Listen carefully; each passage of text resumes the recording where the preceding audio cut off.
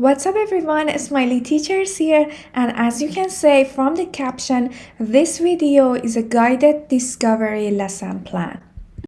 So if you haven't seen my face before, this is Smiley Teacher, and if you want to stick around for more interesting activities and lesson plans, hit the subscribe button.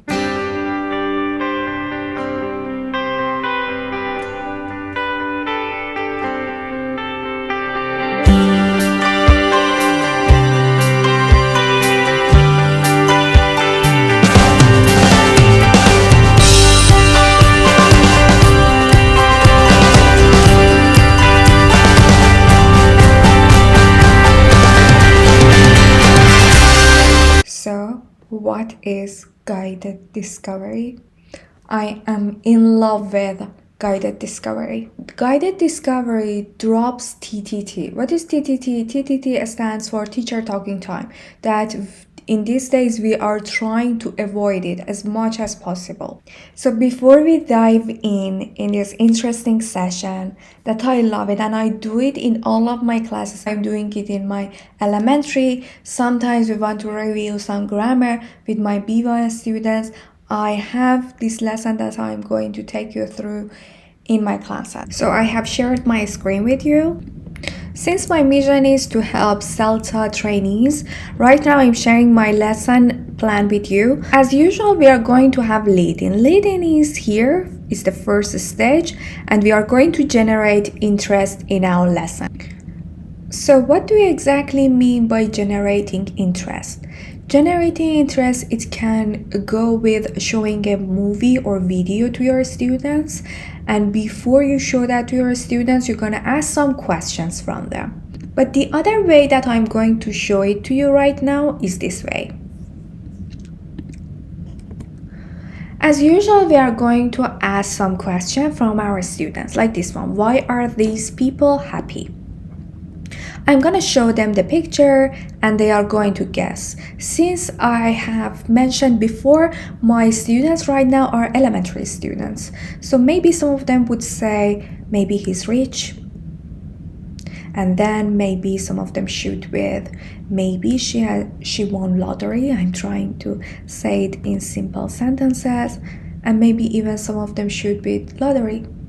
And I say, perfect, nice. Yeah, all of these material, you can find them in my website, smileyteacher.com, and all of them are for free, so you don't need to spend time on preparing material. So then I'm going to show them the other slide, which is this one. Where do you think they work? Do you think they are rich? The other slide that I have just presented to you is about the second stage.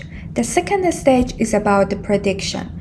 Whenever we have prediction, our mission is to encourage students to come up with some sentences and they just get involved in the lesson. After 2 minutes that they have talked about it, you can put them in pair and ask them, what did you think about? And you can tell your partner about that, and then you can have whole class feedback. When they talked about it, some of them gonna say maybe we think that they work at McDonald's and we think that they are not rich, maybe they are a couple, and then you're going to display or show them their names. So you're gonna say, this is Aled and this is Elaine. In the third stage, that it gets like maybe 2 to 3 minutes, we are going to set up the context. So they are going to read for the gist and we are going to give them the first handout. The first handout will be given to the students and they are just supposed to check their own idea that they have talked about Aled and Elaine, and then they are going to just check their ideas with the short story that you are going to give it to them. I am going to also put that in my website, which is going to be this one. This is the first handout, as you can see here, first handout, and they are going to read it and just check it with their partners, and then whole class feedback, they're gonna talk that, yeah, we were right, they work at McDonald's. And as a teacher, I was supposed to write it because also I'm going to put it in my website and I need to write Where did I get this material? Adapted from a Speak Out Elementary Teacher's book. Since our guided discovery is contextualized and we are going to teach it through reading, we're gonna have, as usual for reading tasks, reading for details or a specific information. They are somehow the same. So for the specific detail or information, they are going to highlight the target language. The target language is going to be going to. So we have got two questions that I'm going to show them to them. It's gonna be this one. I'm gonna show them these two questions, like what does Elaine say about her plan? What is her husband's plan? As you see in this stage that I'm going to again ask them to work on the first handout, and also this stands for PowerPoint.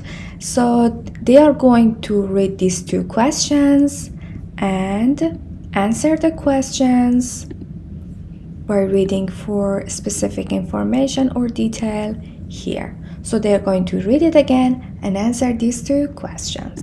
Before we jump into the next slide, we are going to ask them and put them in pair to check their own answers with each other, and then we are going to have whole class feedback together, which is going to be here.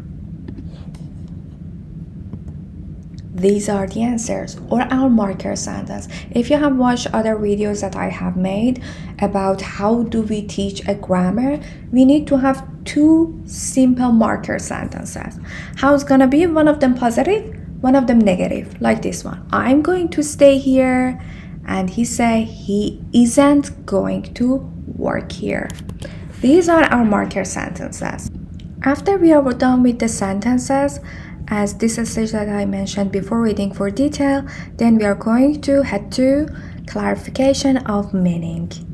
We are going to simply clarify the meaning of the marker sentences by using CCQs. This is very important in guided discovery. So we are going to give them the second handout, and the students, they will ask to answer the questions in pairs. This is the beauty of guided discovery, that they are going to work together. You're gonna give them the second handout, which is this one, also in the website, and you're gonna ask them to answer 2 by 2 together. If you have 5 students, you can have one pair and 3 students sit together and answer them. So they're going to answer them in a quiet place, and you don't need to ask any questions from them. The questions are clear and they're going to answer them. Please ask them to write the answers down.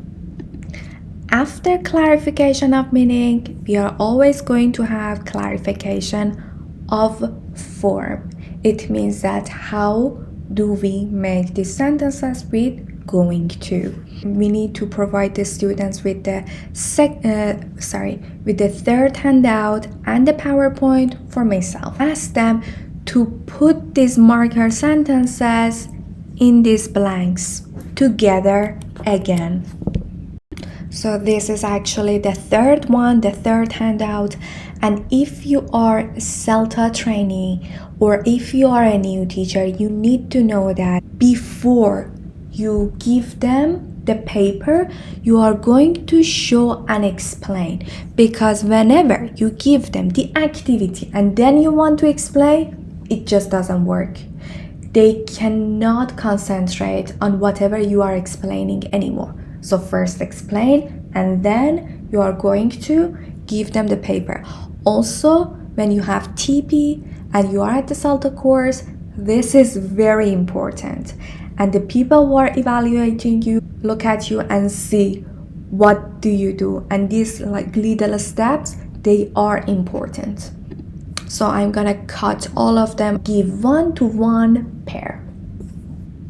So CELTA trainees, tell me, first is clarification of meaning, and the second one is clarification of form. What do you think about the third one? 3 seconds. 3, 2, 1. If you said it, congrats. Clarification of pronunciation. The correct formal pronunciation will be drilled. Sorry about that. Before that stage, we need to have whole class feedback. So I'm going to, because we are going to avoid TTT, I'm just simply going to show them here the correct one. And they're gonna check it, and I will ask them, okay, check it with the board, check it whatever is on the wall, and then we are going to move on to the stage that I have already explained about the pronunciation. I'm gonna show them this one, and I'm going to drill with them. I'm going to stay here. So we are going to have this pronunciation. We are going to put the stress on a stay 3 or 2 times. It depends on the group, and also about the negative form. Most of the time, whenever we have negative sentences, the stress going to be on the negative board, but sometimes it's different. When we have clarification of pronunciation, we are going to have controlled practice. Okay, about the controlled practice, we are going to again give students something that is not really complicated. So I'm going to give them the 4th handout, which is going to be this one. Usually controlled practice, you need just give them something with blanks. Also, you can find it in my website. Complete the sentences with the correct form of be going to. Use the verbs in brackets. It's better always to have an example. For example, you can do number 1. I work in McDonald's. Again, I'm repeating something for CELTA trainees. Whatever you put as control practice, freer practice, or speaking practice, whatsoever, semi-control practice, it's important to be equivalent to the context that you had before. If it was about McDonald's, it's gonna be the control practice about McDonald's, not about airport. It doesn't work in CELTA course. So for the first one, I'm going to explain that, okay, for example, number 1 is I'm going to work in McDonald's. And then I'm going to ask them, because it is control practice, they are not supposed to do it together in pair anymore, and they are going to do it individually as usual. So you are going to explain, do it individually, do it by yourself, and then as usual put them in pairs, and they are going to have pair check, and then you are going to have whole class feedback. Number 1, Sarah. Number 2, John. So after control practice, we are going to have semi-control practice, or also we call it flexi stage. This is going to be my handout number 5. So why do we call it flexi stage? If you are a CELTA trainee again, you need to have some semi-control practice just in case, because your teaching gonna take like 45 minutes. So if you see that you have time like 15 minutes or something, you need to have semi-control practice. And in CELTA, if you see that, okay, your time is running out and the last stage is very important in CELTA, also in your classes as a teacher, if you are really dedicated to your classes, you need to have feedback stage.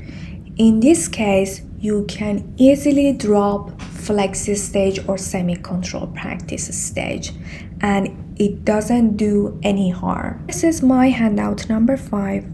Usually semi-control practices, there must be more than 2 words, like 3, 4. So one of them about this girl Anna gonna be positive, one of them negative. About they, so they're gonna practice that they are going to, for example, for they need to use are or aren't.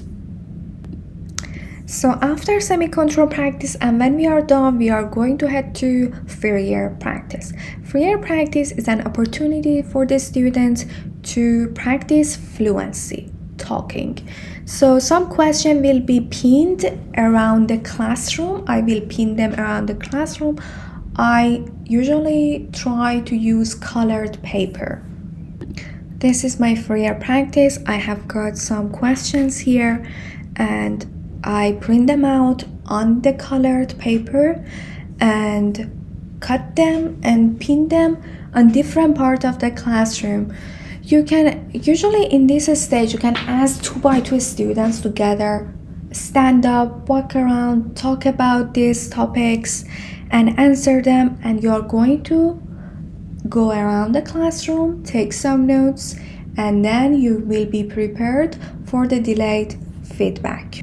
Or they can also sit down and just look around and answer the question with their pair.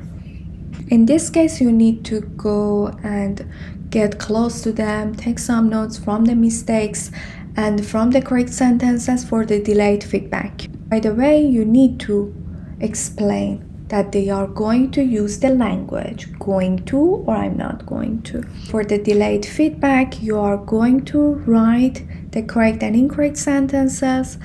Don't forget to write the correct sentences as well, between 10 to 15 usually. And then you are going to check them all together.